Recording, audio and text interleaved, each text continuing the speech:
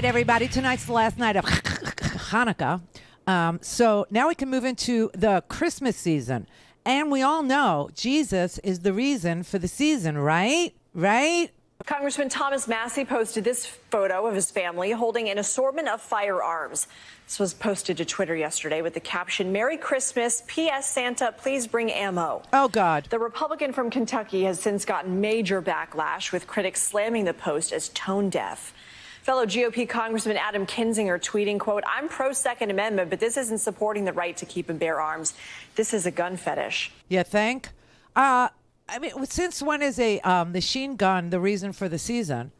When is the reason for the... I mean, what would Jesus tweet? What would he tweet? Right, an AR. Yeah, you know, these semi-automatic weapons, one of those was a machine gun. One of those that they were holding there was a machine gun. The other one was a semi-automatic machine gun. I don't even know that you can own those guns in America without special permission. I don't know. I have... And look at this family. Of course, that just screams Jesus. It just screams the dear, sweet baby Jesus, doesn't it? I think of nothing but manger and three wise men. Can you believe this? I mean, I honestly, I don't understand, you know, what is going on here. I don't. And they doubled down today. He literally doubled down today. When, you know, they said, look, you just had a school shooting, you know, like last week. Okay, you had people who gave a confused, bullied, angry child access to a deadly weapon, who then predictably went on a killing spree, and then the parents fled and hid out in an art warehouse in Detroit. You know, this brings up the question about the Crumbleys, though. Why didn't the Crumbleys just sell their child to Ghislaine Maxwell and make some money off of him? I mean, they didn't want him.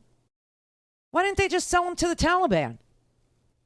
I understand you can get $2,000 for a 9-year-old girl. What can you get for a 15-year-old boy? I don't know.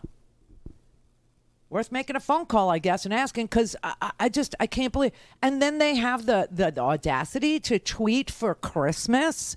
I mean, it looks like, oh, wait.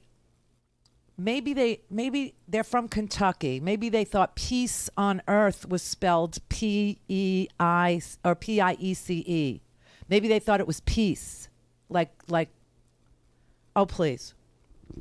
Do you know what this looks like? Look at that. That looks like a parody of a Christmas card. That looks like something that would have been in the old National Lampoon. That looks like something that, I swear to God, thank God they, you know, that's going to be on SNL next Saturday. That'll be on SNL. You know, and it's worse because of the Michigan killings. You know, that makes it even more offensive.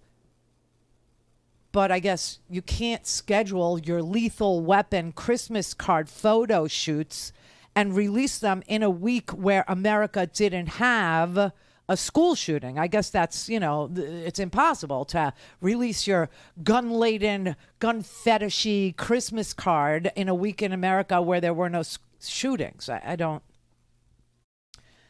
And the caption on that, do you see it? It said, the caption on that says, "Merry Christmas, P.S. Santa, please bring ammo." Santa, please put the ammo next to the Yule log. Thank you. Oh, my God. These people are so disgusting. And you know what we're having this week? Do you know what America is involved in this week? Yeah, this week we're doing a democracy summit. A democracy summit. That's what we're doing this week. It's 110 countries. And we're virtually hosting it.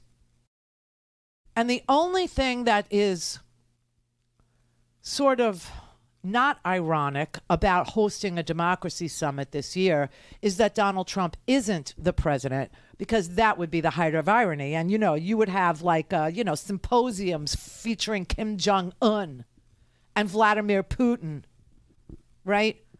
And Duterte from the Philippines, right? And Donald Trump would be saying that they were the best leaders, and he would introduce them at the Democracy Summit. So that's the only, but I can't, it's a virtual summit. It Which works out, because where in America would you hold a democracy summit these days? Certainly not in Kentucky with Thomas Massey being your congressman there and that being his Christmas card and all. You can't hold a democracy summit in Georgia, right? Because in Georgia, it depends on who your Secretary of State is, and then perhaps you can make a phone call and find 11,000 votes. Where in the world, where in America can you have a democracy summit? North Carolina, who's very busy gerrymandering. Texas, we just sued Texas today. The Department of Justice had to sue Texas today for an extreme gerrymander. They got a look-see at the maps in Texas, and they had to sue them because it's a racial gerrymander.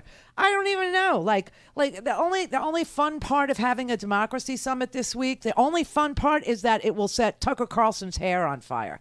That is the only saving grace. You know, how in the world we are literally losing democracy incrementally in front of our face, in front of our eyeballs. And this is why I started with the voting rights thing. That if we don't get that voting rights legislation before Christmas, what, things are going to be better in January or February? Is that what I'm supposed to believe? No. You know what we had over the weekend? You know what went on over the weekend? I don't even know what this was supposed to be. But it was a white supremacist rally in D.C.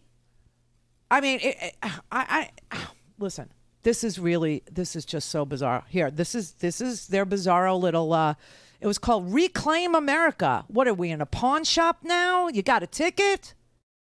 Reclaim America. What are you, native? Look at this. Wearing white gaiters with plastic shields and khakis again with blue sweatshirts, marching to a snare drum. Yeah, nothing says I trust you with democracy more than this scene that you're looking at right now. Look, oh, let me catch up. Yeah, nice formation. And there's the police.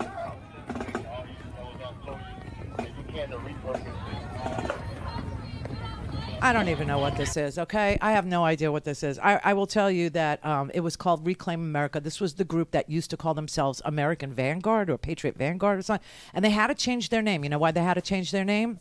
Because that Fields piece of dung that hit Heather Heyer and killed her at the Unite the Right rally, he was part of that group. So they changed their name. And here's the kicker. They didn't properly arrange for rides home, and they ended up stranded in the park in the darkness for hours.